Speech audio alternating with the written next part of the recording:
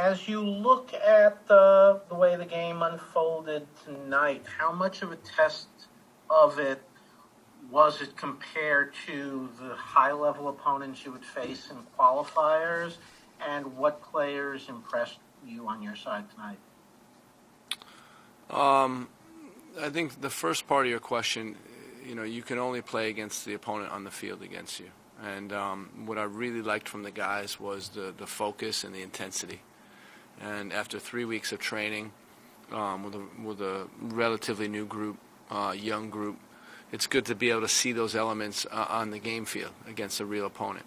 So, I think we know that, it wasn't a World Cup qualifying caliber team based on who they had available, but nonetheless, it was good to see the focus of the team. The second question was about Jesus Ferreira. What was it? It was? I'm not sure. Ron, what was the second part of the question? Which players on your team impressed you tonight? Yeah. And looking at this, how much of this group do you anticipate is your Gold Cup roster given availability? Again, so we started 6 players from the U23 group. Hopefully when we qualify for the Olympics, those players will be playing for the Olympics. So it's really hard to start projecting out, the Gold Cup roster. I wouldn't even begin to do that right now. But what I would say is that, the whole team for the last 3 weeks have impressed me. The attitude, the mindset, the focus, the intensity was all there for 3 weeks. And when I look at today, obviously the guys, when you talk about Jonathan Lewis and Jesus Ferreira, they did a great job of getting assists and goals. Sam Vines, I thought, did a great job.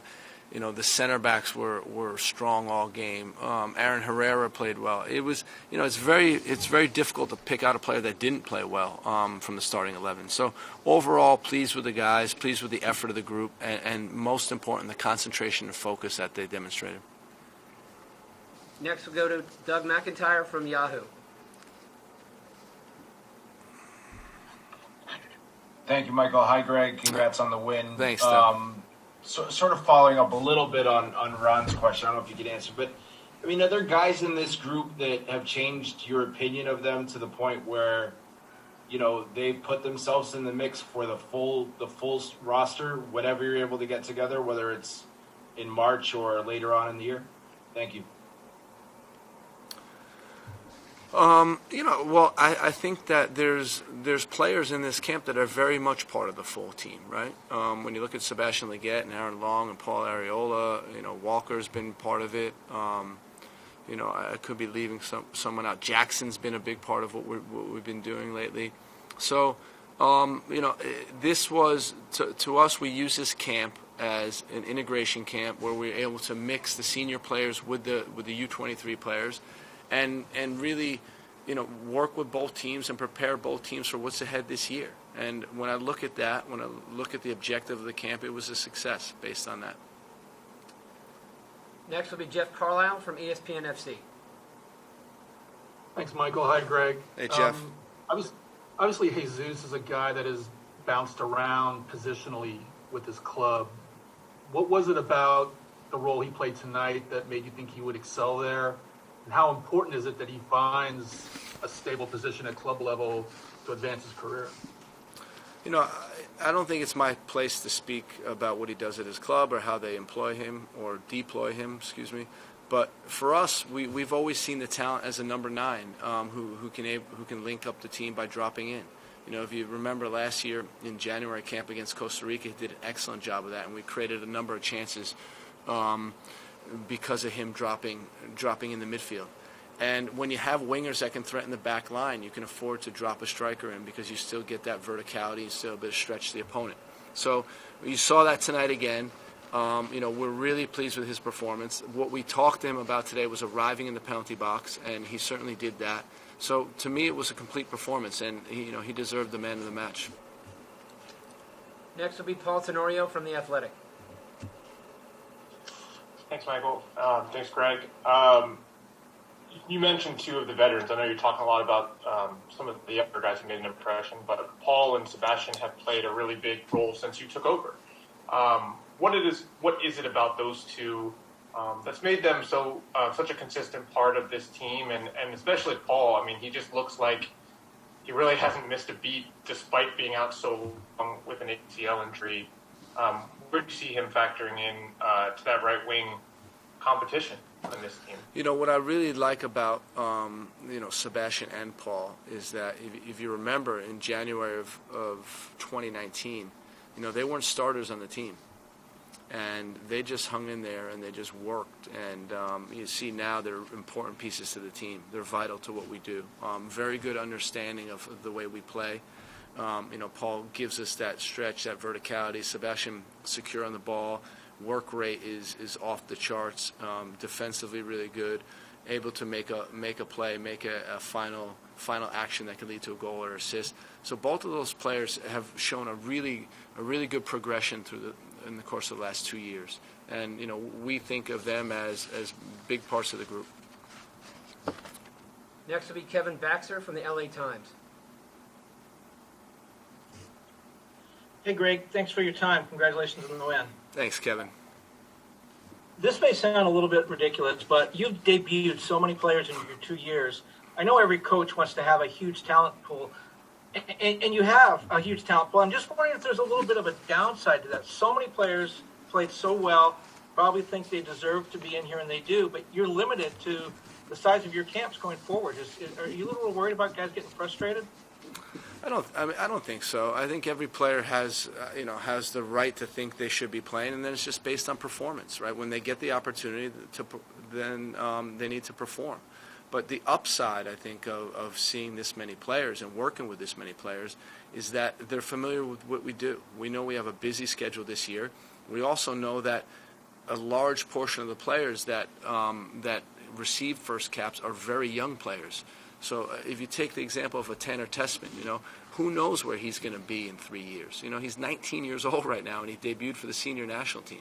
I mean, we're talking about a ton of upside. When you look at George Bello, same thing. The earlier we can get our hands on him, the earlier we can work with him, I think the better off this whole program is going to be in the future. Next will be Ivis Kolarcev from SBI Soccer. Greg, regarding Jesus, obviously 2020 he starts off looking good for you in his debut in last January. Then he has a bit of a rough year, at least not in terms of the production for FC Dallas. How did you kind of manage your interactions with him during that year, and what did you see? Like, what kept you confident that he was still kind of on that path and someone that you still saw as being a big part of your setup? And as far as Matt Turner goes, obviously a great debut, makes the penalty save. He himself will tell you that he's kind of almost still learning the position, but he's obviously made a big leap in the last year. How close is he to, that number one spot? How close is he closing that gap with the guys who may be higher up, some of these veterans that are on the goalkeeper depth chart? So in terms of Jesus, we ever since we started working with him last January, we had a really good feel for him and really good impression and an idea of what he can do in our system. And we can't control what happens at the club level. We really can't. And for us, it's still having faith in a player, believing in a player, and we're excited to get him back into camp this January. We tried to call him in December, but Dallas was still playing, so we couldn't do that. But he gives us a lot of options, a lot of flexibility, and we really like how he performs for us at the forward position. In terms of Matt, Matt, it's just a fantastic story, Matt. Picked up goalkeeping late bloomer, really performs well in the league, gets his opportunity with the national team, debuts, saves a penalty to maintain the shutout. I mean, it's a storybook type of saga that Matt's been going through. And we think he's a very good goalkeeper. He has very good reflexes. And in terms of rating him against the rest of the pool, to me it's not even about that. It's just about how much potential does Matt have, and can he reach his own potential? Can he keep developing and keep improving? And if he does that, he's going to have a very successful career. Next will be Jonathan Tenenwald from the Philadelphia Inquirer. Thank you, Michael. Greg, and congratulations. Thank you. We saw the players wearing the shirts before the game. We saw the ones on the bench during the game, you during the game. again, now still that you've got, and we've heard a lot from the players, and I'm sure we'll continue to hear a lot from the players here and on their social media about what it means. But since we have you here, I wonder, what does it mean to you to be carrying that message as the head coach of the U.S. men's team? Well, thanks for asking that, Jonathan. It means a whole lot to me, and it's not only supporting the effort of the group, but it's supporting the cause, and that's what's most important to me. The Black Lives Matter cause is real. We need to do more for equity. We need to do more to close the economic gap. We need to do more for education of impoverished communities. And that's what we should be striving for. I mean, when you talk about this great country of ours being the land of opportunity, it really needs to be the land of opportunity for everyone. So what I'm most proud of the guys is that, this effort hasn't died down at all within the group. It's only getting stronger because this is something the entire group is passionate about. And we're going to continue to do our thing and hopefully even amplify it and keep spreading that message, because it's vitally important. If we say we are who we are as a country, then we need to change our behavior and change our actions. Next will be Ryan Talmadge from Goal.com. Hey, Greg, obviously at the international level, there are certain different types of games kind of needed for different types of moments. And I'm sure there are times where you want to see a gritty 2-1 win instead of a 7-0 win. No, I don't. I always want to see 7-0 wins. But with this particular group in this particular moment in this particular camp, is this kind of exactly what these guys needed? And in terms of the younger guys, what do you want to see them build off of this as they kind of go and do their own thing?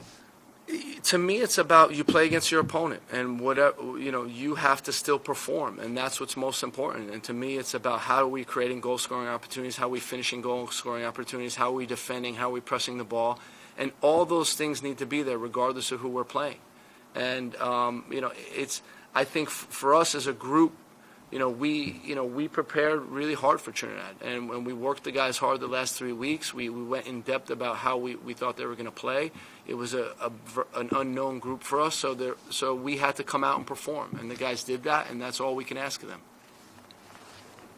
Next will be Alex Vehar from the Salt Lake Tribune. Hi, Coach. Thanks for doing this, and congrats on the win. Thanks, Alex. One of the guys who debuted today was Herrera. Yeah. I'm just curious what you thought of his performance and what you think of his potential for more senior team caps down the line as his career progresses. I thought Aaron did an outstanding job, and it was nice to see him build his confidence throughout camp. It was nice to see just his whole progression throughout camp, and he capped it off with a very, very strong performance. I mean, really dynamic right back who came forward with a lot of momentum, created a lot of problems for Trinidad, and we didn't want to take him out of the game. Unfortunately, he was cramping a little bit because of all the work he did. An absolute excellent performance by Aaron tonight. We'll go to Franco Panizo. Thanks, Michael. Hey, Greg, congrats on the win. Thanks, Franco. You touched on Sam Vines earlier. Then you talked about Paul's ability to bring verticality into the group. Yep. How important is width for what you guys want to do with your system, especially in the last 2 games, last month and this month? You guys have done a lot of attacking from wide spots. A lot of the goals have come in from the wide spots or created from the wide spots. Overlaps, overloads. How important is attacking from wide spots in this setup, especially with no necessarily a pure number 10 in there? Thanks, Greg.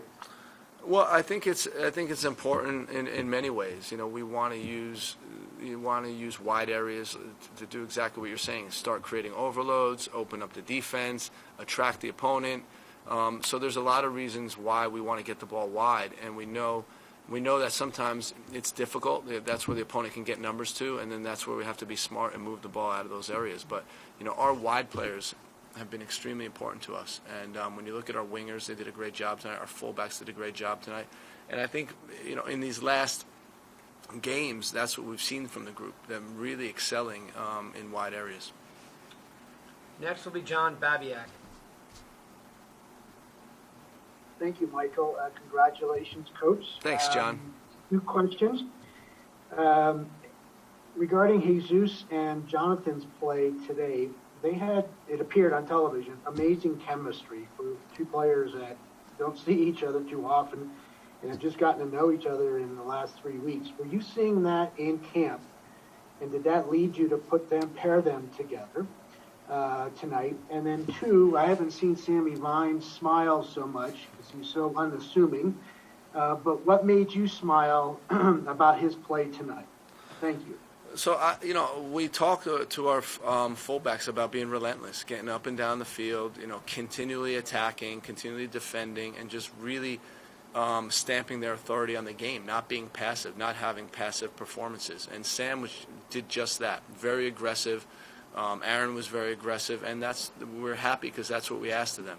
In terms of Jonathan and Jesus, we worked on a lot of combinations this camp, and I think that what we're working on with all the guys is to develop that chemistry together. And today was an example of two guys, just really sticking to the game plan and really executing, things that we've been working on. And credit to them, credit to Jonathan, who I think has had an outstanding camp. His development throughout the camp, his improvement throughout the camp it just kept going upwards, and he put great effort in, and it was great to see him get the results tonight. We will go to Sam Minton. Hey, Greg, congrats on the win. I just wanted to ask you specifically about Matt Turner's performance. Okay. I know before the game you mentioned his ability on the build-up and the ball at his feet. How do you think he did? I think he did a great job. There was times when he was under pressure. It was great that guys were opening up, and Matt made the right decision every single time. And that's all you could ask from him. I think he did an excellent job, and not only with his feet, but making the penalty save was an amazing moment in the game. And really proud of Matt and for what he's done this whole camp.